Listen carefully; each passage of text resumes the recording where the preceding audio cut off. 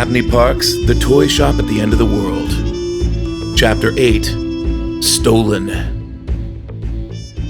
After the dance had ended, as the record repeated a skipping scratch at the center of the disc, Gyrod mumbled something under his breath, and he did so more to himself than anyone else. "I beg your pardon, but what was that?"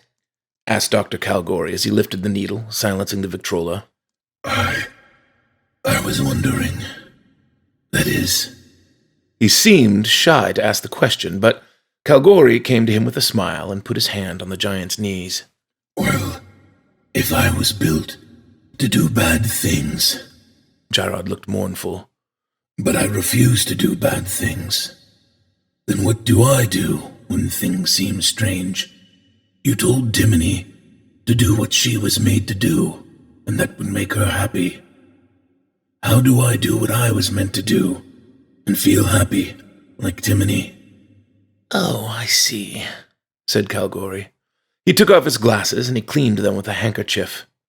After a moment, he put them back on and said, "Well, perhaps we need to give you a new purpose." The toymaker smiled, and Gyrod sat up a bit. "Perhaps you should be a—" But Calvin was interrupted by a crash and broken glass scattering across the floor out in the toy shop. The children ran to each other. Then they looked to Calvin. Calvin strode to a window between the workshop and the toy store. It was a one-way mirror window. He used to keep an eye on the shop while working on his toys. From the toy store, it looked like a mirror hung on the wall. Calvin's brow furrowed and his face turned red at what he saw. Police officers appeared at the front of the shop, their shiny black boots crunching in the needlessly broken glass of the front door. One officer stood giving orders, while several others were clumsily filling sacks with toys. "They'll break," said Chloe, now at the window by Calvin, looking very distressed at the abuse of the fragile toys. Gyrod stood up, all 8 feet of him, stooping slightly because of the ceiling, and clutching a huge metal fist around a wooden pillar in the center of the room. "No, Gyrod," said the toymaker. "Stay hidden. This won't go well for any of us. They come back here and find you and Timony and the girls." Calvin exhaled deeply and slowly. Then he added, "I will handle this." He took a deep breath, then he opened the door to the shop. He stood tall and confident, and he asked, "What is the meaning of this?" He was addressing the officer in charge, and he recognized him as the father who had complained to him about the toys a few nights ago. Calvin Calgary, the officer said in a tone of victory. "I'm placing you under arrest. The court has found you guilty of creating illegal toys. You should be taken to the cage for re-education, and your toys will be impounded and destroyed." The officer said this in a gloating voice, and he smiled broadly as he did it. Calvin was silent. His hands quivered at his side. It was strange for Gyrod to see his father as anything but strong and confident, and Calgary was obviously scared. He spoke in a quivering voice. "Let me get my cane. It's just inside the door here." He stepped quickly back into the workshop, and he grabbed his cane without making eye contact with anyone in the workshop. When he flicked off the lights, and just before backing out of the room, he whispered quickly, "Gyrod, here is your purpose. You look after these girls. Look after them until they have a father again. Take the girls and Timony and hide." He closed the door then. Isabella ran forward in the dark and locked the door. Then she ran back and stood between Gyrod's legs, holding Chloe's hand. The toymaker walked slowly on his cane back to the officer, and while he did so, he secretly handed the workshop key to the toy knight. The knight walked unseen with the key to the dragon, and the dragon took it from him and swallowed it. "Honestly, officer, your people come here every 5 years and cause such a big mess. I don't so much mind the accusations, which I'm always exonerated of, I might add, but the damage you do is truly a bother." He spoke as if this were a mere inconvenience, but his hands were still shaking. "Not this time, Dr. Calgary," said the officer darkly. "The laws have changed. If you're accused of the same crime more than 3 times, even if you've been exonerated in the past, you will now be punished for the crime." The officer grinned. You are abusing the city's resources by this frequent waste of courts and police department's time. Oh, so that is how you've chosen to label this, Calgary snarled back.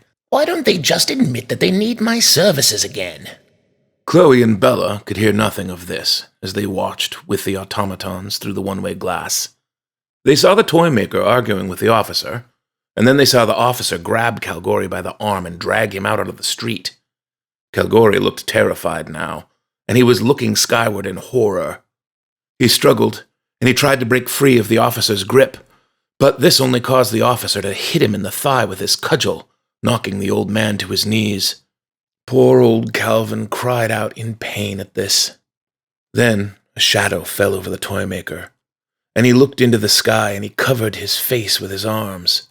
Chloe screamed as a massive brass skeleton descended from the sky and clasped with its oversized hands around the doctor's waist.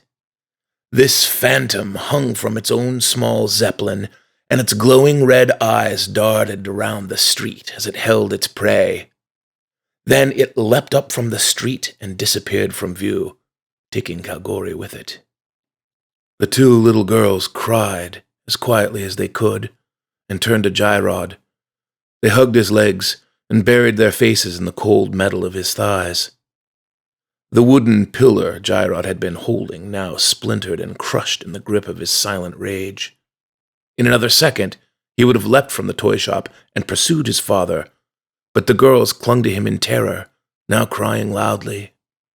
At Chloe's scream, the two remaining guards in the toy shop looked up from their jobs of collecting toys and started towards the workshop door. Jairod's eyes turned blue and narrowed with worry. He stooped close to Chloe and Bella, and he put his fingers in front of his lips. "Let us leave, as quickly and quietly as we can." So the giant, the ballerina, and the two little girls slipped silently up the spiral staircase into Calgary's apartment. Now, the only reason why I know about this next part is because a toy told the girls later, and they told me. Neither Timony nor Jairod nor the two little girls were aware of this at the time, but it is so wonderful, I have to tell you about it. As the automatons and the children slipped unseen into the toymaker's apartment, only 2 police officers were left in the shop, their superior having left shortly after Calvin had been taken into custody. Finding the workshop door locked, these 2 officers began to trample small mechanical animals, thrust beautiful princesses roughly into their large sacks, until the remaining toys could not endure it any longer. All at once, there was a small battle cry from 100 toy soldiers, and a war against wicked giants began. The first to engage the giants were the Airship pirates, and if you knew half as much about Airship pirates as I do, this won't surprise you at all. Their Zeppelin throttled its sputtering propellers until they were level between the 2 giants' inattentive heads, and they fired port and starboard broadsides straight into their faces. Now, miniature cannons have miniature cannonballs, and these were designed as toys.